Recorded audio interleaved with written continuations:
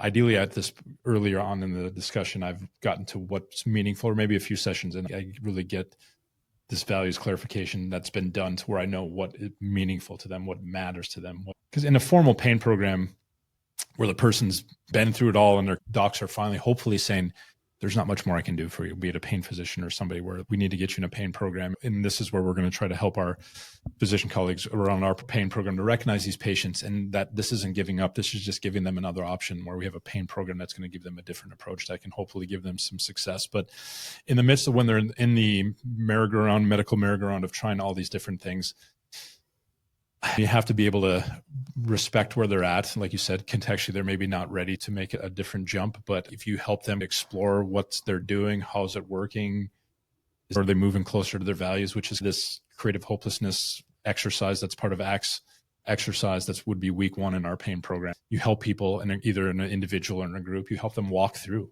everything they've tried, what's worked, what's not, short-term benefits, short-term costs, long-term benefits, long-term costs. And then often with people, especially if they've spun through the system and they're not in the midst of the medical merry-go-round, they can see that there's maybe a bunch of things lining up in the short-term benefits, like felt good, felt great, might be some few things cost a lot in the short-term costs, different things. But a lot of times as you help guide people through the exercise, you'll see a column that fills with things that gave a lot of short-term gains, but then when they go to long-term benefits, there's just not much going on there. Like they're not closer or anywhere to it. And that can be a tough thing for folks to come to terms with. A lot of what we do is, hey, when you look at this patient or group, is this a matter that you're not trying hard enough? Can you look at that and say you haven't tried hard enough? And I don't think anybody can look at all these things you've been doing, and medicine's been pushing you to do all this. And I've often recommended a lot of these things for people, and we're still not where we want to be. Like what shows up with you? And then I'll have